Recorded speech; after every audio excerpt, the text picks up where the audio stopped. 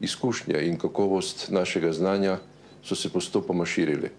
V tem času se je postopno večalo tudi število naših pripadnikov v operacijah za podporo miru ter število vojaških predstavništev, ki so pridobivali nova vojaška znanja v tujini na skupnih usposabljanjih in vajah ter najvišjih vojaških šolah.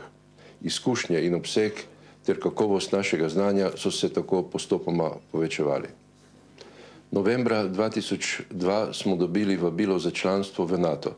Leto pozneje smo se Slovenke in Slovenci za dvotretjinsko večino odločili zanj. Tako smo dodatno okrepili in utrdili naš obrambno-varnostni položaj. Hkrati pa se tudi zavezali, da bomo obrambne zadeve reševali skupaj in v korist nacionalne obrambe ter Severnoatlantskega zavezništva. Opustitev služenja vojaškega roka je samo eden od korakov profesionalizacije naše vojske. Proces profesionalizacije bomo zaključili do 2010. leta. Do takrat bomo poklicno opravljali svoje naloge, se modernizirali, kakovostno usposabljali in postajali še učinkovitejši. Naš cilj je, da bomo dosegli načrtovano stopnjo profesionalizacije in ustrezno stopnjo zmogljivosti. Namen obrambnega sistema Republike Slovenije in Slovenske vojske je odvračanje napada na državo, obramba neodvisnosti, nedotakljivosti in celovitosti države ter nacionalnih interesov. Uresničuje se tudi z vključevanjem v mednarodne varnostne povezave in aktivnim sodelovanjem v njih.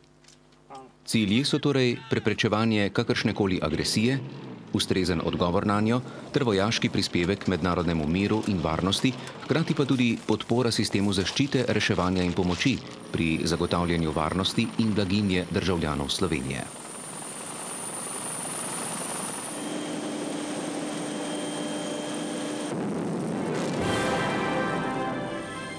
Slovensko vojsko sestavljajo pripadniki stalne in rezervne sestave. V stalni sestavi so poklicni pripadniki, vojaki, podčastniki, častniki in vojaški uslužbenci ter civilne osebe. V rezervno sestavo se vključujejo državljani, ki sklenejo pogodbo o službi v njej, ter do leta 2010 še vojaški obvezniki. Slovenska vojska je organizirana kot enovita vojska, brez delitve po zvrsti. V njej delujejo rodovi pehota, oklepne enote, letalstvo, pomorstvo, artilerija, zračna obramba, inženirstvo, radiološko-biološko-kemična obramba ter zveze, pa tudi službe, kot so prištabna informatika, saniteta, intendantska služba, tehnična ter prometna služba.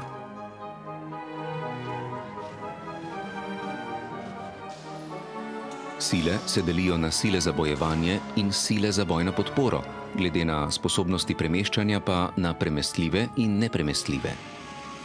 Poveljniška struktura na strateški ravni je naloga Generalštaba Slovenske vojske, sicer organa v sestavi Ministrstva za obrambo. Podrejeni sta mu dve poveljstvi, Poveljstvo sil Slovenske vojske in Poveljstvo za doktrino, razvoj, izobraževanje in usposabljanje.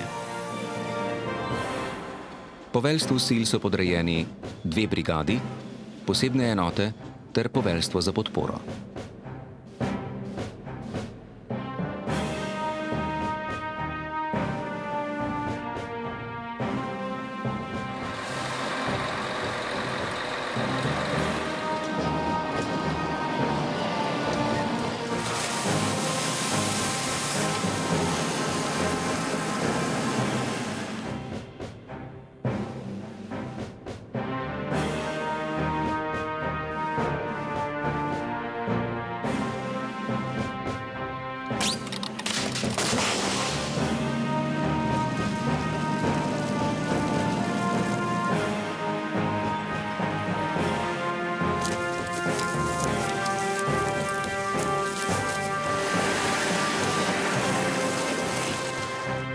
Brigada Slovenske vojske je združeno-taktična enota.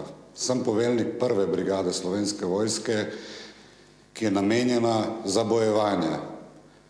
V brigadi se pripravljamo, usposabljamo, hodimo tudi na usposabljanje v tujini.